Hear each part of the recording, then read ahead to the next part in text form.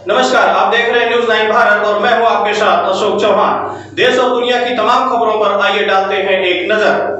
Delhi police के constable Sandeep को गोली मारने वाले बदमाश पुलिस ने पकड़े। एनकाउंटर के बाद पकड़े गए दोनों बदमाश आउटर नॉर्थ दिल्ली के भलसवा डेयरी इलाके में पिछले महीने 25 फरवरी को बीट कांस्टेबल को चेकिंग के दौरान गोली मारने के मामले में वांटेड क्रिमिनल को पुलिस टीम ने एक एनकाउंटर के बाद पकड़ा है, जिसमें एक नाबालिग निकला। दोनों के पैर में गोली लगी है, नजदीकी हॉस्पिटल में भर्ती कराया गया है। डीसीपी राजीव रंजन ने मामले की जानकारी देते हुए बताया कि जब स्पेशल स्टाफ की टीम को इन बदमाशों के बारे में जानकारी मिली थी तो उन्होंने शाहबाद डेयरी इलाके में ट्रैप लगाया। पुलिस टीम को देखकर बदमाशों ने सरेंडर करने के बजाय उन पर गोलियां चला दी, जिसमें से एक गोली पुलिसकर्मी के बुलेट प्रूफ जैकेट पर लगी। जवाबी कार्रवाई में स्पेशल स्टाफ की टीम ने भी 2 राउंड फायर किए और दोनों बदमाशों के पैर में गोली लगी। दोनों को तुरंत नजदीकी हॉस्पिटल में ले जाया गया। मौके से 2 पिस्टल, 4 कारतूस फायर किए गए गोली के खोखे और जिस बाइक से दोनों बदमाश जा रहे थे वह बाइक भी बरामद कर ली गई। गिरफ्तार एक बदमाश की पहचान योगेश वर्मा के रूप में हुई। वह पहले 8 मामलों में गिरफ्तार हो चुका है। यह बख्तावरपुर गांव का रहने वाला है और कुछ समय पहले ही जेल से बाहर आया था, जबकि दूसरा अभी नाबालिग है। उसकी उम्र जांच की जा रही है। डीसीपी के अनुसार 25 फरवरी को भलसवा इलाके में 2 बीट कांस्टेबल गाड़ियों की चेकिंग कर रहे थे, तभी उन्होंने बाइक सवार को रोका था।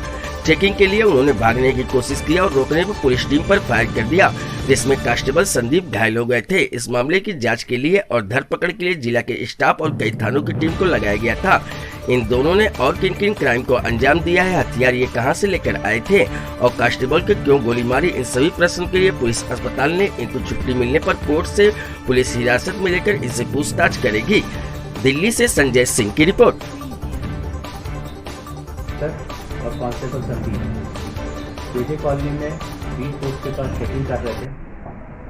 चेकिंग के दौरान उन्होंने एक सस्पिशियस मोटरसाइकिल को रोका जिसके नंबर प्लेट डिफेक्टिव थे।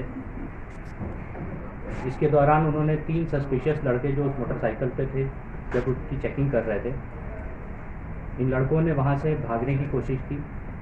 पुलिस द्वारा पकड़ने और पीछा करने के प्रयास के दौरान इनमें से सस्पेक्ट्स ने पुलिस के ऊपर फायर किया। इस फायरिंग में कांस्टेबल संदीप को नीचे कर दो ना माइक, गंभीर चोट आई, वो गंभीर रूप से घायल हुआ। माइक उसको नीचे कर। इस हादसे के बाद डिस्ट्रिक्ट आउटर नॉर्थ की स्पेशल स्टाफ ATS और भी कई थानों की क्रैक टीम्स इस केस को सॉल्व करने के लिए काम कर रही थी। कल रात हमारी स्पेशल स्टाफ की टीम को एक गुप्त सूचना मिली और उस सूचना के आधार पर स्पेशल स्टाफ की टीम ने ट्रैप किया।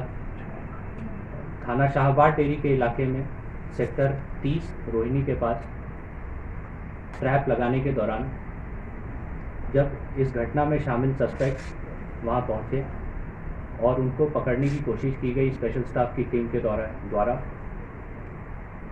तो उन्होंने स्पेशल स्टाफ की टीम पर फायर किया। पुलिस ने अपनी सेल्फ डिफेंस में अक्यूज के ऊपर भी फायर किया।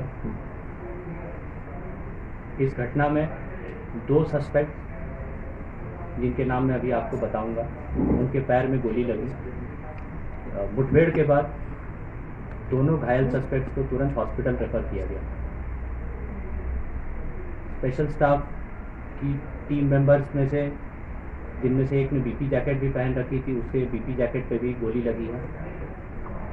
इंस्पेक्टर राम स्वरूप मीना जो कि इंस्पेक्टर स्पेशल स्टाफ हैं, उनके और इनकी टीम के इस कार्रवाई के बाद घटनास्थल से 2 country made pistol, 4 live cartridges recover की गई हैं। इसके अलावा एक ब्लैक पल्सर जिस पे ये सस्पेक्ट सवार होकर आए थे वो भी रिकवर की गई है।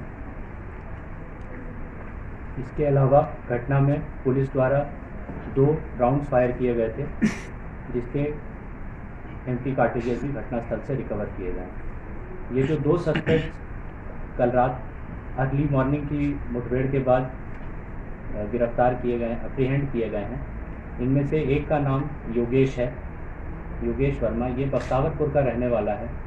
ये पहले भी 8 मामलों में गिरफ्तार हो चुका है और कुछ दिन पहले ये जेल से छूट कर आया था। दूसरा जो सस्पेक्ट है वो एक CCL है, child in conflict with law. हमारे पास अभी तक अवेलेबल जो जानकारी मौजूद है उसके हिसाब से ये जुवेनाइल है, इसलिए हम उसका नाम अभी डिस्क्लोज नहीं कर सकते। इसके एज वेरिफिकेशन का काम अभी चल रहा है। टोटल कितने फायर है सर दोनों पे? ये तफ्तीश का मुद्दा है।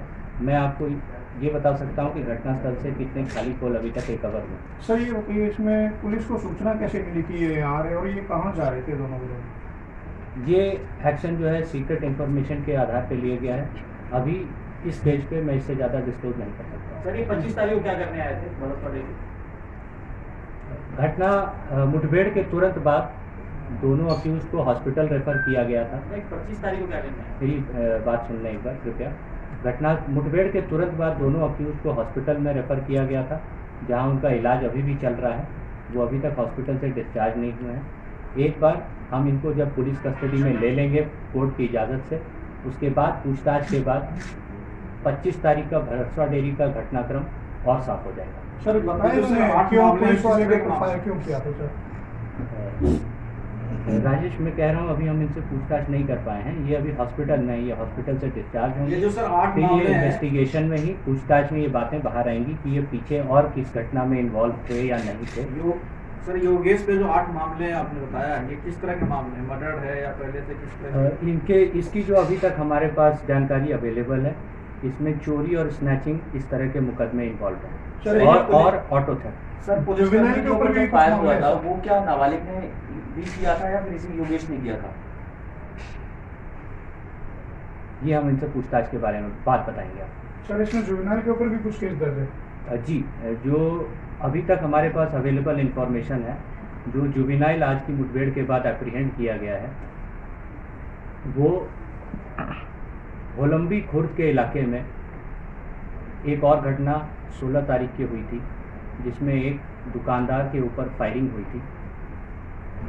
ये जो जुवेनाइल है ये उसमें भी इन्वॉल्व था।